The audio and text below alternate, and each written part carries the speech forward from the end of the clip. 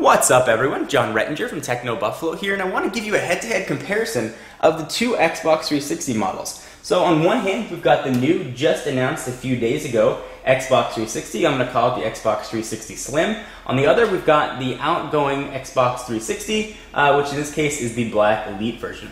So on an aesthetic standpoint, there are clearly a ton of differences with how these two look. On one hand, the Slim is shiny, it's black, it's thinner, it's got a new design. On the other hand, we've got the outgoing model. It was a bit understated, it had the matte finish, and it was sort of a classic design. Whether you loved it or hated it, you're sort of used to seeing it. So it's sort of strange to see a brand new Xbox 360 model. This one is significantly smaller, lighter, and thinner. And let me go ahead and show you. You can see right here, there's a big difference at the top. And let me show you what that looks like when they're stacked on top of each other. And I'll go over some of the more physical differences between the two. So go ahead and put them right here. And just off the top of the bat, you can see that there's definitely a difference. This one is about an inch, I would say. There we go, about an inch to an inch and a half larger, and that's probably due to the external hard drive that the outgoing model had. In this case, I've got a 120 gigabyte version right here. This hard drive just popped out, and it sort of protruded a bit on top. You can see it right there. The new one has an internal hard drive, which is still user accessible, but it got rid of this sort of proprietary format, which is nice. You can actually replace the hard drive if you choose. So let's go ahead and look at the front of the devices because there's a lot to talk about here. So on the outgoing model, the power button right down here is actually a physical button. You push it in, you make a clicking noise, the tray would open up. On the new model, it's actually touch sensitive, so there's no physical click. You tap it and the tray will open. You had two memory units, which if you didn't have a hard drive, you could pop in, had a little bit of storage on it. You could access Xbox Live. That is gone on the new version. Those slots are not there. You do have two USB ports on the bottom, which are sort of recessed. They are still there, two USB ports right on the front. So just on the front, you can definitely see the differences. You've got an IR sensor right there. It's sort of hidden on the new version. This one also is sort of riddled with vents. Vents are everywhere on this new Xbox 360. You've got vents on the side. We've got vents on the top, and sort of in that full diagonal look. Vents on the other side. And there's nothing on the back. And speaking of the back, let's talk about the differences here between the two, because there's a lot to discuss. Go ahead and put this one on its back. So you can see the outgoing model was sort of shy on ports. It had a USB port, your Ethernet port, HDMI port. In some cases, some of the older models didn't have that, and that weird proprietary AV port, and a very sort of strange power port. And that was about it. That was all you had. The new model has a bit more going on in the back. It's got a new power button, or a new power port. Uses just sort of a two-pronged approach. You've got optical audio, HDMI, that same proprietary port, Ethernet, the new AV port, which is going to be for the Kinect, which is the motion sensing controller, previously Project Natal, although all older Xbox 360s will be Kinect capable. I assume it'll just be a little bit of an adapter. And now 3 USB ports. And if you want to go wireless, none of these have to be used now with a wireless adapter. This now comes with 802.11n. So if you have a wireless network and using an N, you'll have very fast internet and very fast data transfers, which is quite nice.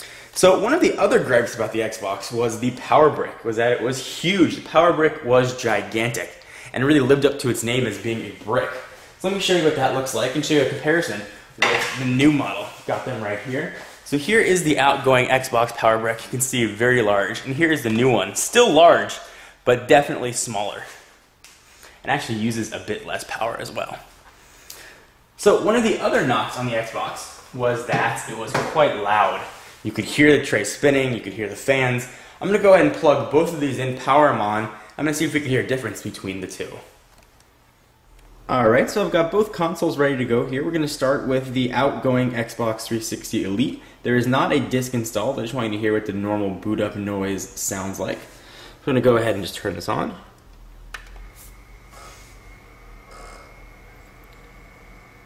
And you can definitely hear it sort of spinning. You can hear the fans. And then it sort of quiets down a little bit, but it definitely has some noticeable noise behind it. So we'll go ahead and turn this off. And let's try the new one and see what the difference is here. That's it. That's all the noise. It looks for a disc and it gets very quiet. You actually can't hear any sort of fan spinning at all. So let's try putting a disc in and trying to hear what that sounds like. I've got a few right over here, so let's pop in. How about Modern Warfare 2? And we'll go ahead and open this up. And there's the eject button.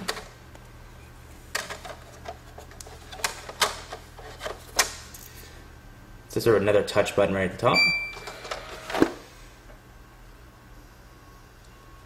You can hear it spinning.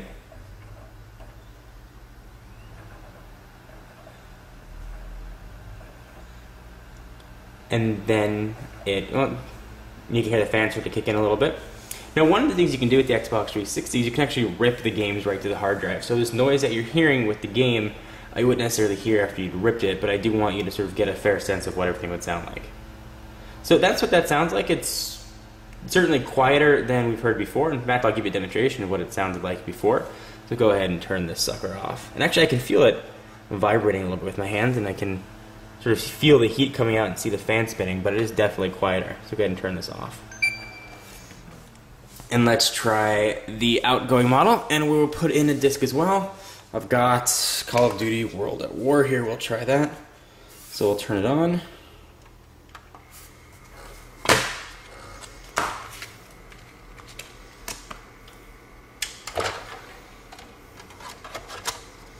Pop in the disc, and let's see what the noise sounds like here.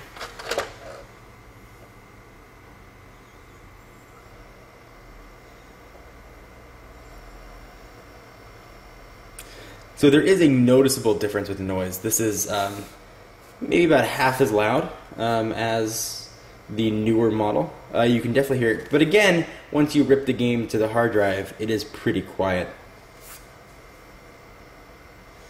So we'll go ahead and turn that off.